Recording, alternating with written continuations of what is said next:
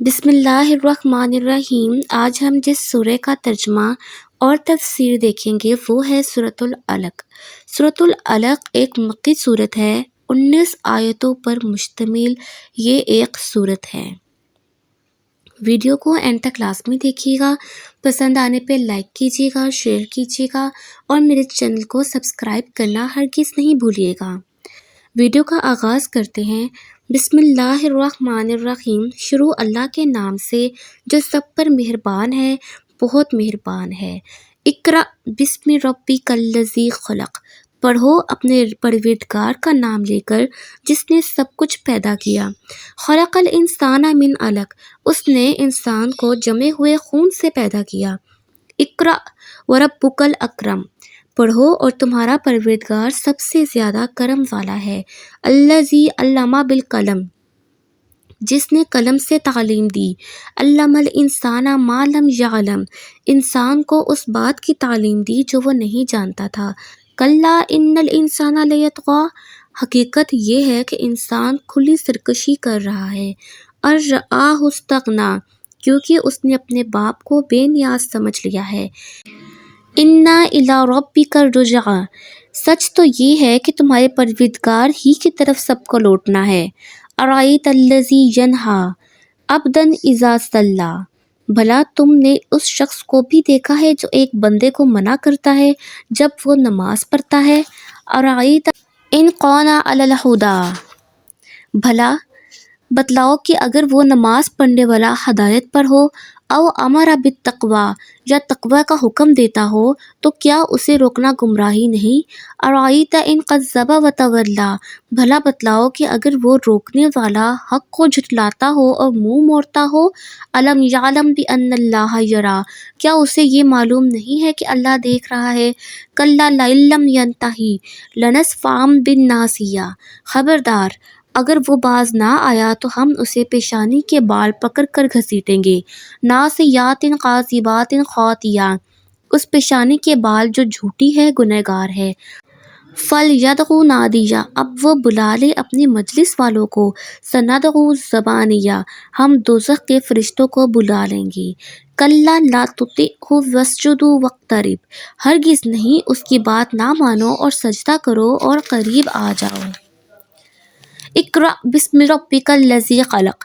اس سورت کی پہلی 5 آیتیں سب سے پہلی وحی ہے جو حضور صلی اللہ علیہ وآلہ وسلم پر غار حرا میں نازل ہوئی۔ آپ نبوت سے پہلے کئی دن اس غار میں عبادت کیا کرتے تھے۔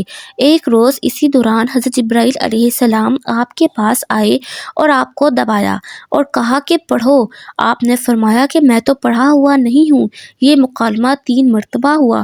پھر حضرت جبرائیل علیہ السلام نے یہ 5 آیتیں پڑھیں۔ اقرأ بسم ربک الذی خلق۔ خلق الانسان من علق۔ اقرأ وربک الاکرم۔ الذی علم بالقلم۔ علم الانسان ما لم یعلم۔ اس میں یہ اشارہ ہے کہ اگرچہ تعلیم دینے کا عام طریقہ یہی ہے کہ قلم سے لکھی ہوئی کوئی تحریر پر پڑھوائی جاتی ہے، لیکن اللہ تعالیٰ اس کے بغیر بھی کسی کو تعلیم دے سکتا ہے۔ چنانچہ حضور اقدس صلی اللہ علیہ وآلہ وسلم کو امی ہونے کے باوجود وہ علوم عطا فرمائے گا جو کتاب سے پڑھنے والوں کے خیال میں بھی نہیں آئے۔ کلا ان الانسان لیطغی۔ حقیقت یہ ہے کہ انسان کھلی سرکشی کر رہا ہے۔ یہاں سے سورت کے آخر تک جو آیتیں ہیں وہ غار حرا کے مذکورہ بالا واقعے کے کافی بعد نازل ہوئی تھیں، اور ان کا واقعہ یہ ہے کہ ابو جہل حضور صلی اللہ علیہ وآلہ وسلم کا سخت دشمن تھا۔ ایک دن حضور صلی اللہ علیہ وآلہ وسلم حرم میں نماز پڑھ رہے تھے تو اس نے آپ کو نماز پڑھنے سے منع کیا اور یہ بھی کہا کہ اگر آپ نے نماز پڑھی تو میں معاذ اللہ آپ کی گردن کو پاؤں سے کچل دوں گا۔ اس موقع پر یہ آیات نازل ہوئی۔ ارآہ استغنی، یعنی اپنے مال و دولت اور سرداری کی وجہ سے اپنے آپ کو بے نیاز اور بے پرواہ سمجھتا ہے کہ کوئی مجھے نقصان نہیں پہنچا سکتا۔ اگلی آیت میں اللہ نے فرمایا کہ سب کو آخرکار اللہ کے پاس لوٹنا ہے، وہاں یہ ساری بے نیازی اور بے پرواہی دھڑی رہ جائے گی۔ انا الی ربک الرجعی، سب کو اللہ کی طرف لوٹنا ہے۔ ارأیت الذی ینہی عبدا اذا صلی۔ بھلا تم نے اس شخص کو بھی دیکھا جو ایک بندے کو منع کرتا جب وہ نماز پڑھتا۔ بتلاؤ کہ اگر وہ نماز پڑھنے والا ہدایت پر ہو یا تقوی کا حکم دیتا ہو تو کیا اسے روکنا گمراہی نہیں؟ بھلا بتاؤ کہ اگر وہ روکنے والا حق کو جھٹلاتا ہو اور منہ موڑتا ہو کیا اسے یہ معلوم نہیں ہے کہ اللہ دیکھ رہا ہے؟ خبردار، اگر وہ باز نہ آیا تو ہم اسے پیشانی کے بال پکڑ کر گھسیٹیں گے۔ ناصیات قاذبات خاطیہ، اس پیشانی کے بال جو جھوٹی ہے گنہگار ہے۔ فلیدع نادیہ، اب وہ بلا لے اپنی مجلس والوں کو۔ سندع الزبانیہ، ہم دوزخ کے فرشتوں کو بلا لیں گے۔ شروع میں جب ابو جہل نے حضور صلی اللہ علیہ وآلہ وسلم کو نماز سے روکا تھا تو آپ نے اسے جھڑک دیا تھا۔ اس پر ابو جہل نے کہا تھا کہ مکہ میں میری مجلس میں بڑا مجمع ہوتا ہے، وہ سب میرے ساتھ ہیں۔ اس کے جواب میں فرمایا گیا کہ اگر وہ حضور صلی اللہ علیہ وآلہ وسلم کو تکلیف پہنچانے کے لیے اپنے مجلس والوں کو بلائے گا تو ہم دوزخ کے فرشتوں کو بلا لیں گے۔